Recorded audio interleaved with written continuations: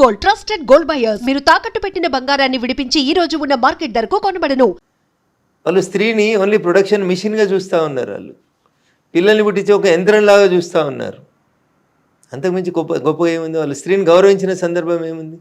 భారతదేశంలో హిజాబ్ కట్టుకుంటామంటారు, బుర్కా వేస్తామని చెప్తారు. ఇస్లామిక్ దేశం ఇరాన్లో ఏం పంచాయతీ నడుస్తుంది? కొమేనికి వ్యతిరేకంగా పంచాయతీ ఎక్కడ నడుస్తూ ఉంది? ఏం తీసేస్తున్నారు? ఆడపిల్లలు హిజాబ్ని పబ్లిక్లో ఇప్పుడు వారేస్తున్నారు. మాకు హిజాబ్ వద్దంటున్నారు, బుర్కాలు వద్దంటున్నారు. ఈడనేమో వీళ్ళు కావాలంటున్నారు. ఆచారాల పేరిట వీళ్ళు అరాచకాన్ని సృష్టించాలి. ఈ దేశంలో హిందువులని మైనార్టీలుగా చేయాలని చూస్తూ ఉన్నారు. రేపు మీ కూతురు పెళ్ళి అయ్యేసరికో, మీ మన్మరాలు పెళ్ళికి వచ్చేసరికో ఈ దేశం ఇస్లామిక్గా మారితే మీ కూతురు లేదా మీ మన్మరాలు భవిష్యత్తు ఏంది? ఏం ఆలోచిస్తున్నారు మీరు? ఎందుకు ఈ అతిగా ఎందుకు ఆలోచిస్తూ ఉన్నారు? హిందుత్వం గురించి మాట్లాడితే తప్పు, వాళ్ళు డజన్ మందిని కన్నా వాళ్ళకి ఏం తప్పు లేదు, మనోళ్ళు మాట్లాడొద్దు జనాభా గురించి, మనోళ్ళు మాట్లాడొద్దు పిల్లల గురించి. ఇదేం రూలు?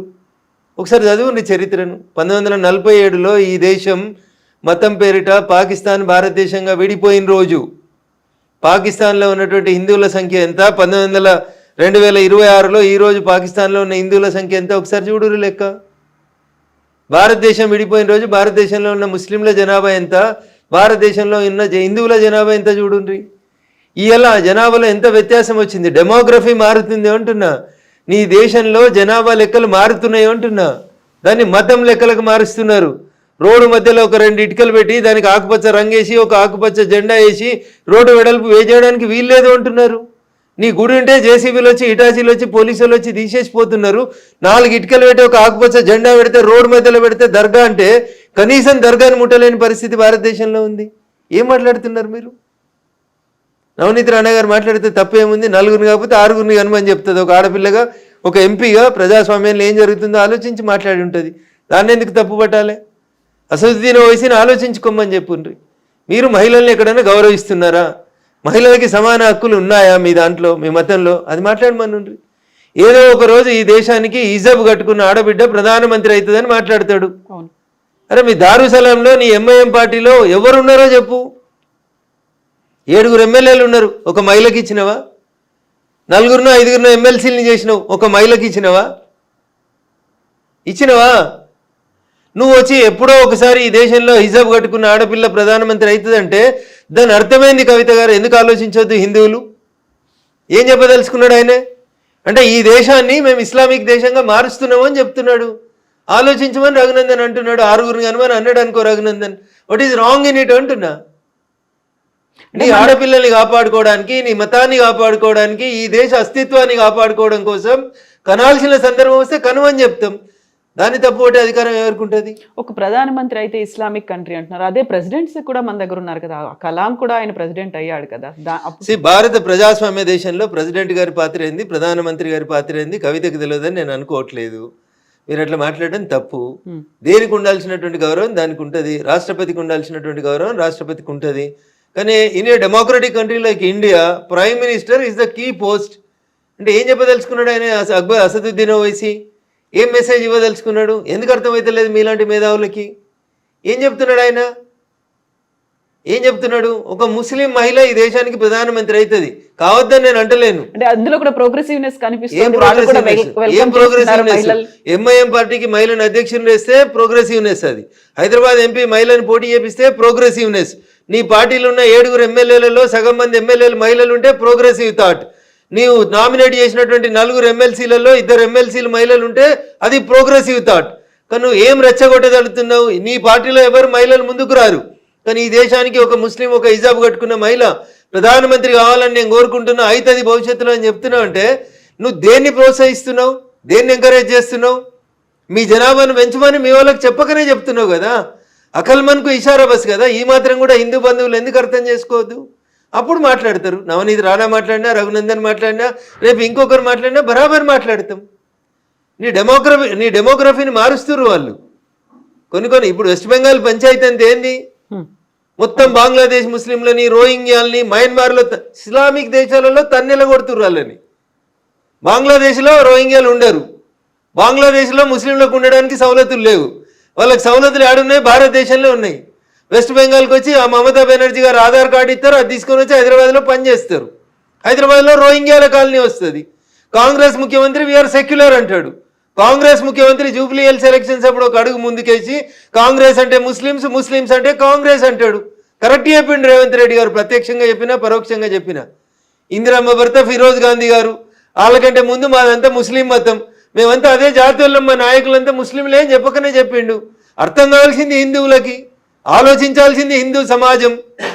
70% నువ్వు తగ్గి 20% వాళ్ళు వస్తేనే ఇన్ని అరాచకాలు జరుగుతున్నాయి ఈ దేశంలో. బీహార్లో కిషన్గంజ్లో ల్యాండ్ మాఫియా ఇచ్చి హిందూ భార్యాభర్తల్ని కోసేసి భూములు ఆక్రమించుకొని పోతున్నారు. ఇవేవి మన మీడియాకు కనబడాయి, ఏవి మాట్లాడితే సెక్యులరిజం, మాట్లాడితే మత సామరస్యం, బొంద సామరస్యం. రేపు బొంద పెడతానికి జాగలు కూడా ఉండేవి మీకు, ఉంటే గింటే మా తరం మా తర్వాత తరానికి ఏమైనా ఉంటుండొచ్చు. ఇప్పుడు కూడా హిందువులు కోలుకోకపోతే, మేలుకోకపోతే, వాళ్ళ అరాచకాలు ఇట్లే కంటిన్యూ చేయనిస్తే ఇంకా మనం హిందువులు మైనార్టీలు అయితే ఈ దేశంలో ఈ దేశ చరిత్ర కష్టమవుతుంది, ప్రపంచంలో హిందుత్వానికి కష్టం వస్తుంది. కాబట్టి కొందరు మాట్లాడుతున్నారు, దాన్ని పాజిటివ్ అర్థం చేసుకోండి. నెగిటివ్ ఎందుకు తీసుకుంటారు? బరాబర్ మాట్లాడతారు, తప్పకుండా మాట్లాడతారు. మాట్లాడాల్సిన సందర్భం వచ్చినప్పుడు మాట్లాడతారు. నా మతాన్ని మాట్లాడుకోవాలన్న రోజు, నా మతాన్ని కాపాడుకోవాలనుకున్న రోజు బరాబర్ అందరం మాట్లాడతారు. కాకపోతే బీజేపీ అనగానే హిందూ మతం గురించి, కాంగ్రెస్ అంటే ముస్లిం అన్నట్టుగా అదే ముస్లింలకు అన్యాయం చేసినామా?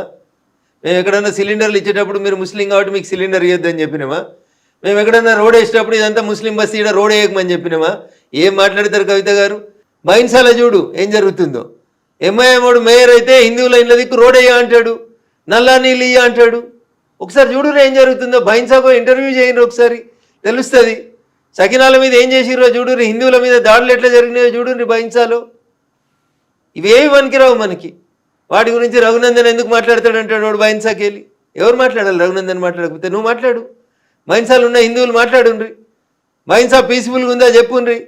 బైన్సాలో హిందువులు ముస్లింల సంఖ్య సమానమైనప్పుడు హిందువుల పట్ల ముస్లింల వ్యవహారం ఎట్లుందో అడుగుండ్రు ఒకసారి. ఇవెందుకు అడిగారు? ఇవెందుకు ఆలోచించారు? ఒక్కసారి ఎవరో ఒకరు మాట్లాడగానే దాన్ని భూతద్దంలో పెట్టి ఎందుకు చూస్తుంది మీడియా? బరాబర్ మాట్లాడతాం. నా మతానికి కష్టం వచ్చినప్పుడు, నా మతం మీద దాడి జరుగుతున్నప్పుడు, ఈ మతం ఉనికికే ప్రమాదం వచ్చినప్పుడు మాట్లాడకపోతే ఇంకెప్పుడు మాట్లాడతారు? ఇంత మాట్లాడుతున్నటువంటి ఆర్ఎస్ఎస్ చీఫ్ మోహన్ భాగవత్, ఆయన పెళ్లి చేసుకోలేదు, ఆయనకు పిల్లలు లేరు, బట్ వాళ్ళే ఎందుకు మాట్లాడుతున్నారు? ఇప్పుడు మీకు బాధ్యత లేదు, మీరు బాధ్యతగా వ్యవహరించారు. బాధ్యతగా ఉండాల్సిన మీడియా బాధ్యత తీసుకోదు.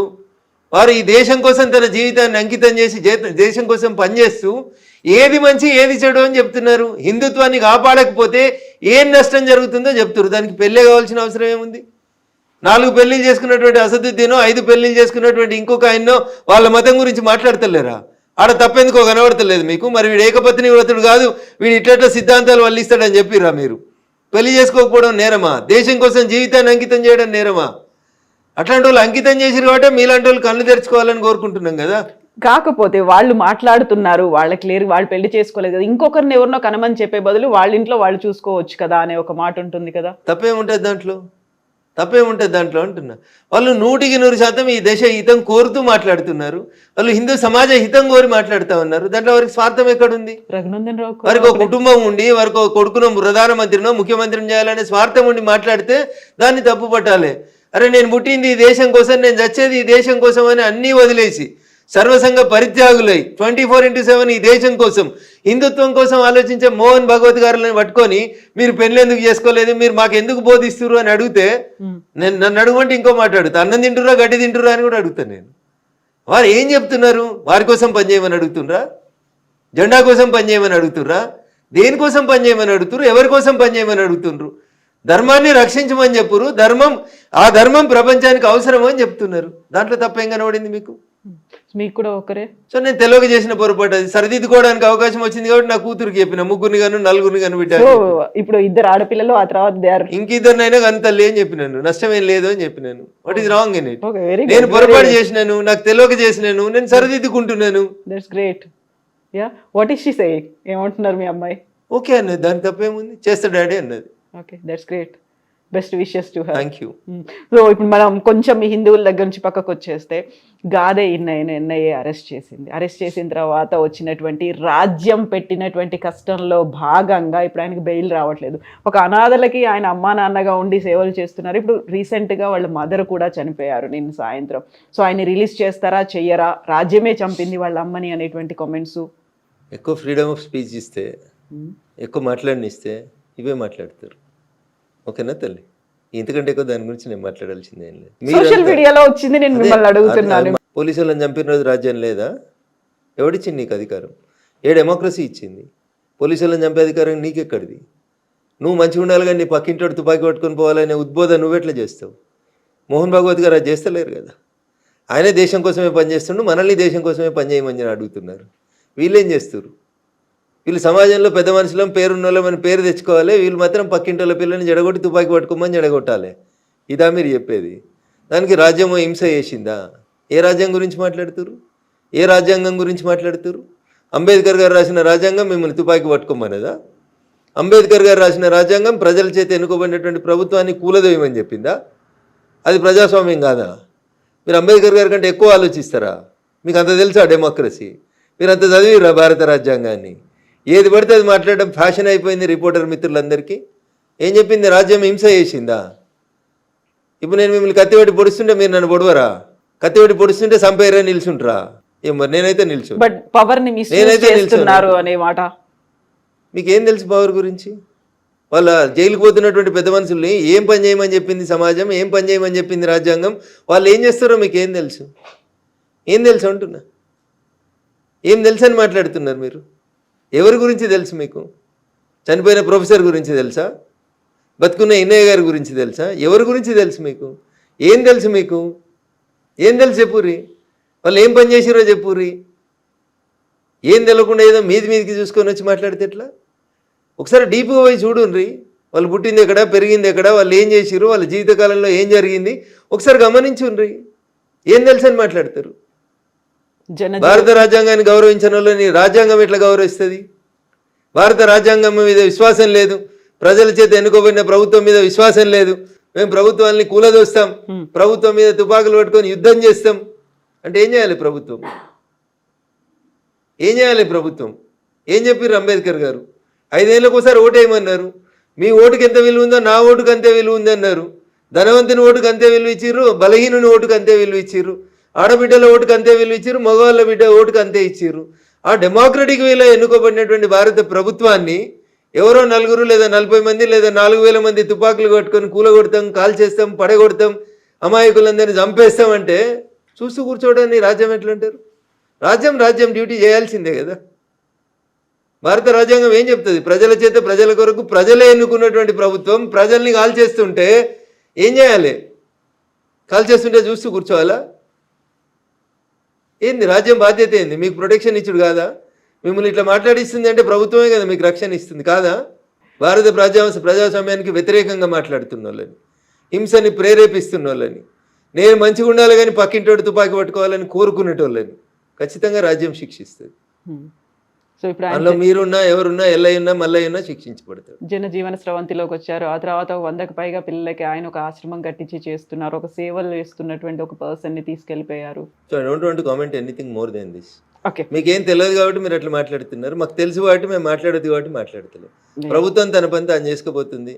ప్రస్తుతం వారి కేసు కోర్టు ముందు ఉంది. నేను ఇంతకంటే ఎక్కువ మాట్లాడలేదు. సో ఫోన్ ట్యాపింగ్ కేసు కూడా ఇప్పుడు మళ్ళీ కేసు సుప్రీంకోర్టు దగ్గరే ఉంది. ఆయనకు బెయిల్ ఇవ్వాలా వద్దా అనేది ఇప్పుడు ప్రభాకర్ రావు సిఐబి మాజీ చీఫ్ ఆయన దగ్గర ఏమవుతుంది అనుకుంటున్నారు ఈ కేసుల్లో? జడ్జి గారు ఏం చెప్తే జరుగుతుంది. Oh no, not that bail case, overall గా ఏం జరగబోతుంది? ఫోన్ ట్యాప్ ఏం జరగదు, ఇలాగే స్టేటస్ కోర్ అట్లనే ఉంటుందా? సినిమాలు నడిచినట్టు పుష్ప 1, పుష్ప 2, పుష్ప 3 నడిచినట్టు, లేకపోతే కోడలు దిద్దిన సంసారం, అత్త దిద్దిన సంసారం అని తెలుగు సీరియల్ టీవీలలో నడిచినట్టు, అట్లా పేపర్ వాళ్ళకి వార్తలు అయినప్పుడు ఒక బ్రేకింగ్ అన్నట్టు, ప్లేట్ బ్రేకింగ్. రఘునందన్ రావుకి నోటీసులు ఇచ్చిన సిట్ అంతే. ఇంకా ఏమైనా జరిగేది ఉంటే 2 ఏళ్ళకెళ్ళి ఎందుకు జరగలేదు?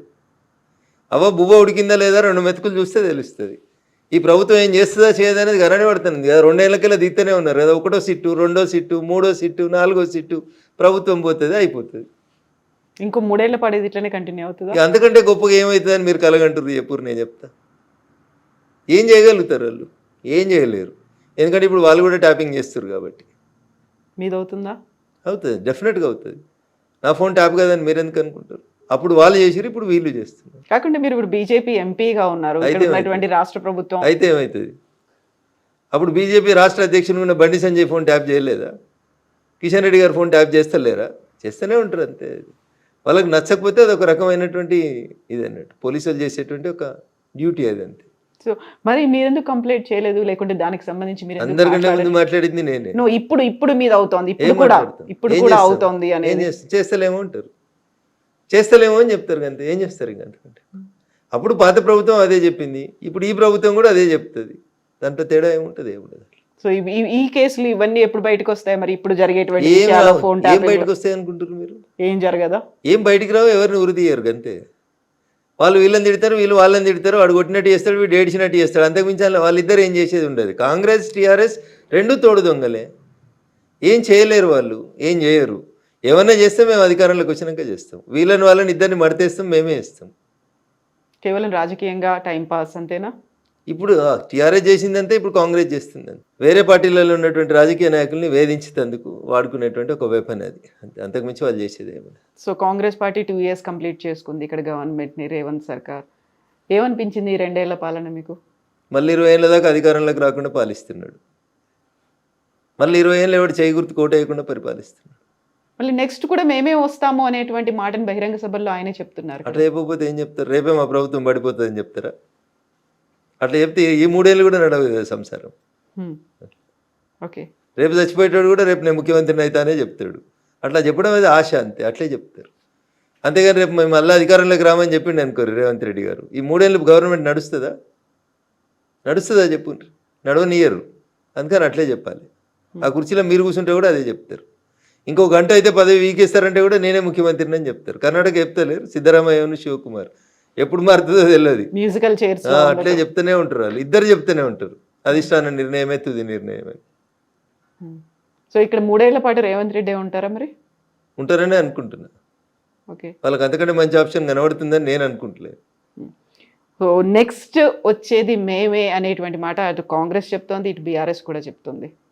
బీఆర్ఎస్ఆ అంటే టీఆర్ఎస్ పార్టీయా బీఆర్ఎస్ఆ ఏమంటారు మీరు? టీఆర్ఎస్ బీఆర్ఎస్ అయింది. బీఆర్ఎస్కు ప్రజలు సిఆర్ఎస్ ఇచ్చారు, కంపల్సరీ రిటైర్మెంట్ స్కీమ్ ఇచ్చారు. నేను ఇప్పుడు చెప్తలేను ఈ మాట, ఎన్నికల కంటే ముందే చెప్పిన, పార్లమెంట్ ఎన్నికల కంటే ముందు చెప్పిన, అసెంబ్లీ ఎన్నికల కంటే ముందు చెప్పిన. అసెంబ్లీలో ఏదో అట్లా మామ అనిపించుకున్నారు, పార్లమెంట్లో మొత్తం సిఆర్ఎస్ కంప్లీట్ రిటైర్మెంట్ స్కీమ్కి ప్రజలు బలవంతం చేసి వాళ్ళకి రిటైర్మెంట్ స్కీమ్ ఇచ్చేసారు. 17లో పెద్ద 0 ఇచ్చేసారు వాళ్ళకి. సార్ని ఫామ్ హౌస్కి పరిమితం చేసారు. ఇంకా బీఆర్ఎస్ ఎక్కడిది? సార్ లేడు, బీఆర్ఎస్ లేడు. బీఆర్ఎస్ ఒకవేళ బతుకుదామని అనుకున్నా కానీ ఆడ మా చెల్లె బయలుదేరింది కదా. అట్లా మా వాళ్ళు మంచోళ్ళు కాదని నేను చెప్పినా అనుకోని, రఘునందన్ బీజేపీ కాబట్టి విమర్శిస్తుండని అనుకుంటుంది. కేటీఆర్ నువ్వుగా ట్విట్టర్కే పరిమితమైన ట్విట్టర్ టిల్లో అని నేను అన్నా అనుకోరు, అది రాజకీయ ఆరోపణ అవుతుంది. అదే కవిత చెప్పింది అనుకోర్రి, మా అన్నకి ఏం శాత కాదు ట్విట్టర్లో పెట్టుడు తప్పితే ప్రజలకు వచ్చి ఉద్యమం చేయరని కవిత అన్నది అనుకోరు, జనం ఏం అర్థం చేసుకుంటారు? రఘునందన్ రావు నోట్లకి ఎలా మాట వస్తే వీడు రాజకీయంగా అంటుండే అనుకుంటారు. కవిత అంటే కవిత చెప్పింది వాస్తవమే, కవిత ఆ ఇంట్లోకెళ్ళి వచ్చిన బిడ్డ కదా, కవిత చెప్పిందంటే కరెక్ట్ అనుకుంటా. కవిత చెప్పిన మాటలన్నీ కరెక్టే అని మీరు అనుకుంటున్నారా? నేనైతే అనుకుంటున్నా, మీరు అనుకుంటలేరా? అందులో టీఆర్ఎస్ నుంచి బీఆర్ఎస్ దాకా ఎందుకు మార్చారో అనే మాటతో పాటుగా కేసీఆర్ బయటికి రాకపోతే అరే మీరు అంత స్మూత్ గా మాట్లాడుతున్నారు. ఏం బీకి కట్టలు కట్టిరని మీరు తెలంగాణ నిడిచిపెట్టి దేశంలో రాజకీయం చేస్తామని ఒక ఆడపిల్ల అడిగింది. ఎవడన్నా ఉంటే చెప్పురు సమాధానం దానికి. తెలంగాణలో మీరు తెలంగాణకి ఏం పీకి కట్టలు కట్టిరని ఏదో టీవీ ఛానల్ ఇంటర్వ్యూలో చెప్పలే కవిత గారు. ఆ కవిత నిండు శాసన మండలిలో చెప్పింది, on the floor of the house చెప్పింది. దానికి ఒక్కడన్నా సమాధానం చెప్పిండా? ఎందుకు పంజాబ్లో రైతులకు పైసలు ఇచ్చిరో అని అడిగింది, చెప్పిర్రా? తెలంగాణలో రైతులు చచ్చిపోతే ఏం చేసిరో అని అడిగింది, తెలంగాణ ఉద్యమకారులకు ఏమి ఇచ్చిరో అని అడిగింది. సరిపోదా సమాధానం? మూతోడు ప్రశ్నలు అడుగుతుంది కదా. శంకరమ్మ అనేటువంటి మలిదశ తెలంగాణ ఉద్యమాన్ని మలుపు తిప్పినటువంటి సోదరుడు శ్రీకాంతాచారి తల్లిని టీఆర్ఎస్ ఎలియాస్ బీఆర్ఎస్ ఎట్లా వంచింది కవిత అంటే, ఇక్కడ గన్ పార్క్లో నిలబెట్టి కాల్ చేయాలి వాళ్ళని, 2 గన్మెన్లను పంపించి. రేపు అమరవీరుల స్తూపం సెక్రటరియట్ ముంగట కట్టిన అమరవీరుల స్తూపం ఓపెనింగ్ ఉంటే ఎంత చిల్లరగాళ్ళు అంటే, మళ్ళీ చెప్తున్నా, ఎంత చిల్లరగాళ్ళు అంటే ఆ పదం కూడా వాళ్ళకి చిల్లరనే, ఇంకా అది చాలా ఎక్కువ వాళ్ళకి. ఆమెను ఎమ్మెల్సీ చేస్తున్నామని టీవీలలో బ్రేకింగ్ న్యూస్లు నడిపించి, ఆమెకి 2 గన్మెన్లను పంపించి అమరవీరుల స్తూపం ఓపెన్ చేసినాక ఆమెకి ఎమ్మెల్సీ ఇవ్వలేదు. ఇంతకంటే నీతి మాలినటువంటి పార్టీ ఏమైనా ఉంటుందా చెప్పుండ్రి? మీలాగా జ్యూస్ తాగలేదు శ్రీకాంత్ సారి, మీలాగా పెట్రోల్ పోసుకొని అగ్గిపెట్టే మర్చిపోలేదు, మీలాగా ఏదో జోక్ కోసం అగ్గిపెట్టే పోసుకొని పెట్రోల్ పోసుకొని అంటు పెట్టుకోలేదు. ఆయనే మలిదశ తెలంగాణ ఉద్యమాన్ని మలుపు తిప్పిన శ్రీకాంతాచారి తల్లికి ఏమిచ్చినావు నువ్వు? ఏమిచ్చినావు 10 ఏళ్ళ నీ పాలనలో? 10 పైసలు ఇచ్చినావా నువ్వు? నీ కొడుకుని ఎమ్మెల్యేని చేసుకున్నావు, మంత్రిని చేసుకున్నావు. నీ అల్లుని ఎమ్మెల్యేని చేసుకున్నావు, మంత్రిని చేసుకున్నావు. నీ బిడ్డను ఎంపీని చేసినావు. ఎంపీ ఓడిపోతే ఎమ్మెల్సీ చేసినావు. ఎంత దోసుకున్నావో లెక్కలేనంత దోసుకున్నావు. ఒక్క తల్లి తన కడుపు కోత మాలిదశ తెలంగాణ ఉద్యమాన్ని మలుపు తిప్పిన శ్రీకాంతాచారి తల్లికి నీ 10 ఏళ్ళ టెన్యూర్లో ఎమ్మెల్సీ పదవి ఇవ్వడం చేత కానీ మిమ్మల్ని ఏమనాలే? ఇట్టిట కొట్టుకునేటోళ్ళు అనాలి మిమ్మల్ని. ఆ పదం కూడా నా నోట్లకెళ్ళి అనడం దారుణం. ఇంకా ఏం బతుకులు మీ? ఏం బతుకులు అంటున్నా? ఎగిరెగిరి పడుతూ మాట్లాడతారు కదా మీ. ఏం బతుకులు మీ? ఎప్పుడన్నా ఆలోచించిర్రా మీరు? శ్రీకాంతాచారి పెట్రోల్ పోసుకొని తగలబడుతుంటే మేము అందరం డిఆర్డిఓ దగ్గర నపోలోకి పోతే నేను ఎట్లాగో చచ్చిపోతే నాకు తెలుసన్నా, తెలంగాణ వచ్చేదాకా కొట్లాడు రే అని అడిగిండు మమ్మల్ని. వచ్చిండు కదా అదే రోజు ఈ కేటీఆర్ వచ్చిండు, అదే హరీష్ రావు వచ్చిండు. ఏమైంది మీకు? అన్నం తింటురా అసలు? ఆ తల్లికి ఎమ్మెల్సీ ఇవ్వడానికి మీకు కష్టమా? పక్క పార్టీలకు వెళ్ళి తీసుకొచ్చుకున్న దొంగలకు ఎమ్మెల్సీలు ఇస్తారు, రాజ్యసభలు ఇస్తారు, అమ్ముకుంటారు మీరు పదవుల్ని. కడుపు శోకం కంఠ శోష. శ్రీకాంతాచారి తల్లికి ఎమ్మెల్సీ ఇవ్వవా 10 ఏళ్ళల్లో? ఏం తప్పు అడుగుతురు? ఎవరు తప్పు అడుగుతురు? నీ బిడ్డను తీసుకొచ్చి ఆగమాగం ఎమ్మెల్సీ చేస్తావు కదా. శంకరమ్మని ఎందుకు చేయవు? నువ్వు ఇచ్చిన రాజ్యసభలు ఎవరికి ఇచ్చినావు? ఎవరు రాజ్యసభలు? నీకు పైసలు ఇచ్చేటోళ్ళు, నీకు దోషి పెట్టేటోళ్ళు, నీకు కంపెనీలు ఇచ్చేటోళ్ళు, గీళ్ళకి నువ్వు రాజ్యసభలు ఇస్తావు. ఎందుకు శంకరమ్మకి ఎందుకు వెళ్ళా రాజ్యసభ?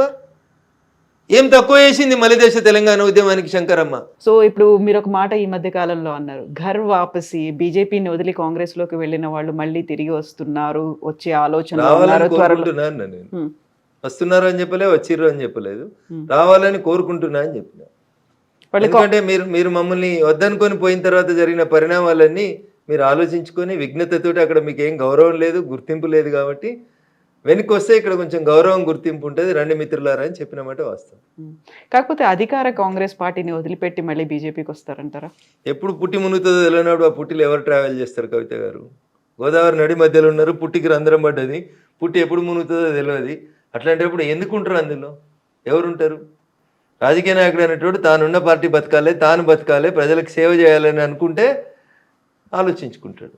మునుగాలే చావాలనుకుంటే నేనేం చేస్తా కవిత గారు? సో రాష్ట్రంలో ఉన్న కాంగ్రెస్ పరిస్థితి ఎట్లా ఉంది, దేశవ్యాప్తంగా ఉందా మొత్తం? సో దేశంలో కాంగ్రెస్ ఉందా? 28 రాష్ట్రాల్లో 3 రాష్ట్రాలకు కన్ఫైన్ అయిన వాళ్ళు ఉన్నారా? ఏ రాష్ట్రంలోనే పోటీ చేస్తే సింగిల్ డిజిట్ వచ్చిందా? ఢిల్లీలో 3 సార్లు అసెంబ్లీకి ఎన్నికలు జరిగినాయి, ఒక్క సీట్ అన్నా గెలిచిర్రా కవిత గారు? దేశ రాజధానిలోనే లేరు మీరు, ఇంకేడుంటారు తల్లి మీరు? ఏడున్నారు వాళ్ళు? తెలంగాణలో ఏదో అధికారంలోకి వచ్చారు, ఎందుకు వచ్చారు? టీఆర్ఎస్ చేసిన తప్పులకి.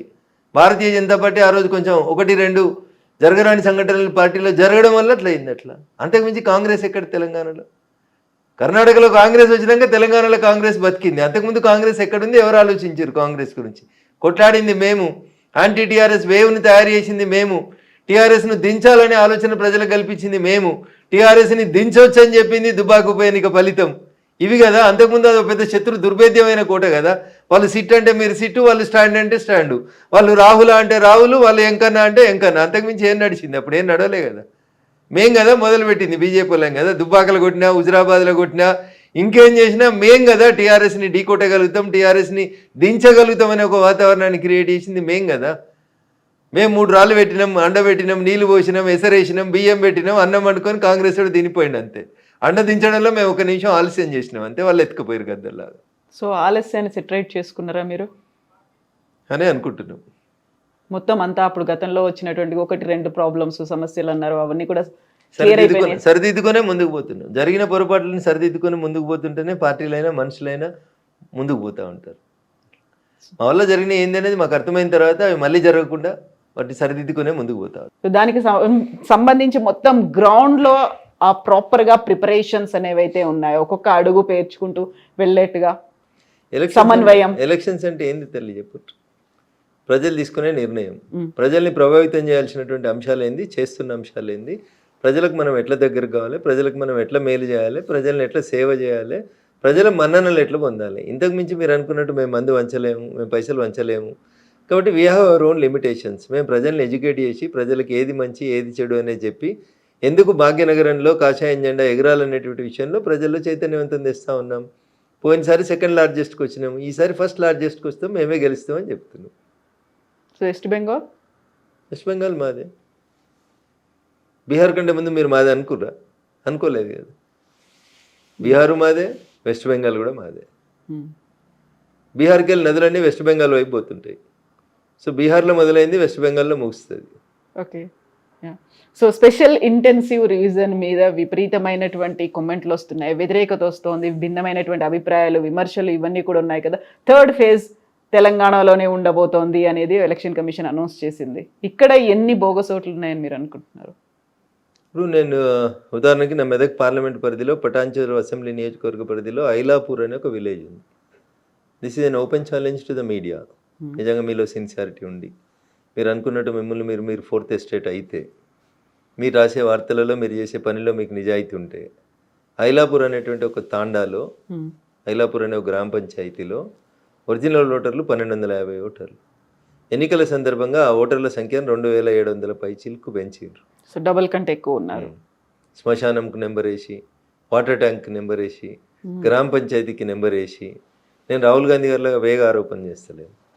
రాహుల్ గాంధీ ఒక ఇంట్లో 290 ఏట్లు ఎట్లుంటాయంటే అమిత్ షా గారు పార్లమెంట్లో సమాధానం చెప్పారు. అట్లా రఘునందన్ సమాధానం చెప్పించుకోవడానికి అబద్ధం కోసం చెప్తలేడు. ఐలాపూర్లో పటాన్చెరు అసెంబ్లీ నియోజకవర్గం పరిధిలోని అమీన్పూర్ మున్సిపాలిటీ కిందికి వచ్చే ఐలాపూర్ అనే గ్రామ పంచాయతీ గతంలో ఉన్నటువంటి దాంట్లో ఒరిజినల్గా 1250 ఓట్లుంటే వాటిని 2750 ఓట్ల దాకా పెంచారు.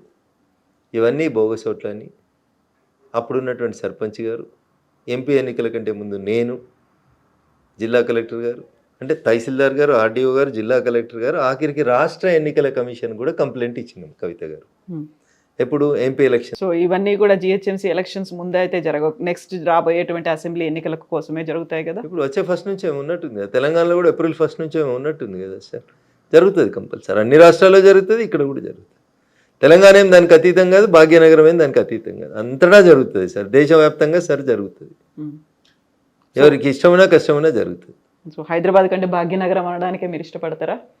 ఇది భాగ్యనగరం కదా, ఒకప్పుడు భాగ్యనగరం, ఇప్పుడు కూడా భాగ్యనగరం, భవిష్యత్తులో కూడా భాగ్యనగరంగానే పేరు కొనసాగాలని కోరుకుంటాం. మారుతుందా మీ బీజేపీ వచ్చిన తర్వాత? మీ కాదు మన అన్నారు, తప్పకుండా మారుతుంది. నేను అనేది మీ బీజేపీ అన్నా, నేను మన బీజేపీ అని నేను అనలేను కదండి. మీ బీజేపీ వచ్చిన తర్వాత మన హైదరాబాద్ పేరు భాగ్యనగరంకి తప్పకుండా భాగ్యనగరం అయితే. అదొకటేనా? తినబోతు రుచులు ఎందుకు, అధికారంలోకి వచ్చేదాకా సపోర్ట్ చేయండి, అధికారంలోకి వచ్చిన తర్వాత మేము ప్రజల కోసం నిలబడతాం, నెక్స్ట్ సీఎం ప్రజల ఆకాంక్షల కోసం పనిచేస్తాం. నెక్స్ట్ సీఎం ఎవరు? ప్రజలు కోరుకున్న వాళ్ళు అవుతారు, పార్టీ ఆదేశించిన వాళ్ళు అవుతారు. మీరు ఇలా బీసీఓ లేకుంటే వీళ్ళు అవుతారు ఇది అనేది మీరు అనౌన్స్ చేయరు అసలు? రాష్ట్ర పార్టీ తీసుకునే నిర్ణయం కాదు అది, కేంద్ర పార్టీ తీసుకునే నిర్ణయానికి ప్రతి బీజేపీ కార్యకర్త కట్టుబడి ఉంటారు.